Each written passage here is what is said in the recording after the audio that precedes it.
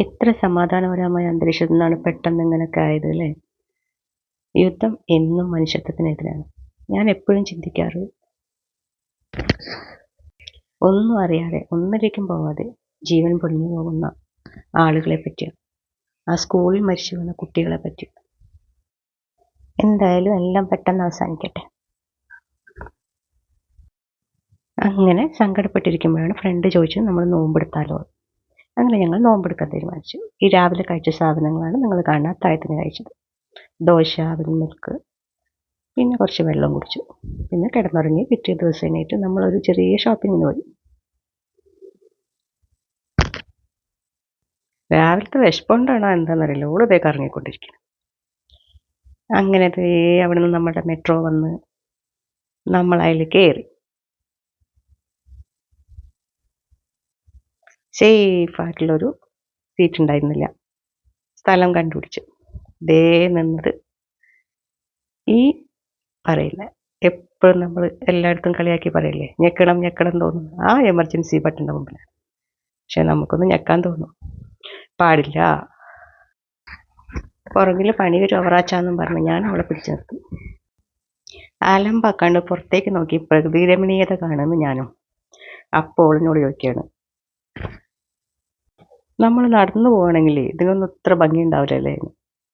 അപ്പോഴാണ് ഞാനും ആലോചിച്ചു, ശരിയാണ്. അപ്പം നമ്മളെന്താ കാണുക, വേസ്റ്റും കുണ്ടും കുഴിയും തുപ്പലും ഒക്കെ. അങ്ങനെ മുകളിലെത്തിയപ്പോൾ 3 പേര് നിൽക്കണം, വീഡിയോ എടുക്കുക. അപ്പം ഞാൻ നോക്കുമ്പോഴാണ് നമ്മുടെ ഷ്രെക്കും ഫിയോനയും ഡോങ്കിയാണ്. നിങ്ങൾ കണ്ടിട്ടുണ്ടോ ഒരു മൂവി? അവിടെ ഈ മൂവി കണ്ടിട്ടുണ്ടായിരുന്നില്ല. പിന്നെ സൂപ്പർ മാർക്കറ്റിലേക്ക് കയറി. അവിടെ നമ്മളെ വാഴക്കൂമ്പ്, നമ്മൾ ആർക്കും വേണ്ടാതെ ചീഞ്ഞളിഞ്ഞു പോണ വാഴക്കൂമ്പും, പിന്നെ പപ്പായയും, ഞങ്ങളുടെ നാട്ടിൽ നിന്ന് കർമൂസ എന്ന് പറയും. നിങ്ങളുടെ നാട്ടിലെന്താ പറയുക? കിളികൾ കുത്തിക്കൊണ്ടുപോണ കർമൂസയും.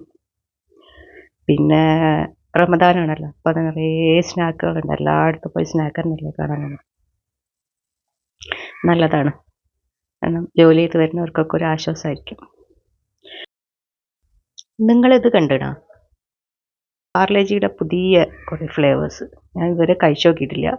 നമ്മുടെ പണ്ടത്തെ ഫ്ലേവേഴ്സ് ബിസ്ക്കറ്റ് മാത്രമേ ഞാൻ കഴിച്ചിട്ടുള്ളൂ. പിന്നെ നമ്മൾ അതൊക്കെ കഴിഞ്ഞ് ഷോപ്പിംഗ് ഒക്കെ കഴിഞ്ഞ് വീട്ടിലേക്ക് വന്ന് കുറേ സാധനങ്ങളൊക്കെ ഉണ്ടാക്കി. അതാണ് ഇപ്പം നിങ്ങൾ കണ്ടുകൊണ്ടിരിക്കുന്നത്. അതിലുണ്ടായിരുന്നത് നമ്മുടെ മാംഗോ സാഗോ ഉണ്ടാക്കിയിട്ടുണ്ടായിരുന്നു.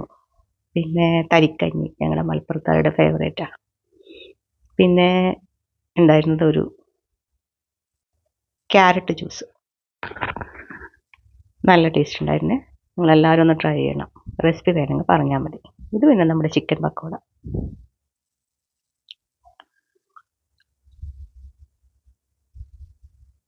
അതിനുശേഷം ഇത് കൽമാസ് ചിക്കനിലോ ബീഫിലോ എഗ്ഗിലോ ഒക്കെ ഉണ്ടാക്കിയെടുക്കാം. പിന്നെ ഞങ്ങളൊരു എഗ്ഗ് നിറച്ചതുണ്ടാക്കിയിരുന്നു. ഒരു ചമ്മന്തിയൊക്കെ ചേർത്തിട്ട് നല്ല ടേസ്റ്റ് ഉണ്ടായിരുന്നു. ഏതിൻ്റെങ്കിലൊക്കെ റെസിപ്പി വേണമെങ്കിൽ പറഞ്ഞാൽ മതി, കമൻറ്റ് ചെയ്താൽ മതി. പിന്നെ സാധാരണ നമ്മുടെ കട്ട്ലറ്റ്, ഉന്നക്കായ, പൊരിച്ച പത്തിരി, ഇത് കപ്പയും ബീഫുമാണ്. ഇതിൻ്റെയൊക്കെ റെസിപ്പി വേണമെങ്കിൽ പറഞ്ഞാൽ മതി. പിന്നെ ഞാൻ നേരത്തെ കാണിച്ചെന്നാൽ ഒരു ബിസ്ക്കറ്റ് ഫ്ലേവർ നമ്മൾ അത് കഴിച്ചു നോക്കിയിട്ടുണ്ടായിരുന്നു. പക്ഷേ അത്ര പോരായിരുന്നു. അങ്ങനെ അന്നത്തെ ദിവസം കഴിഞ്ഞു.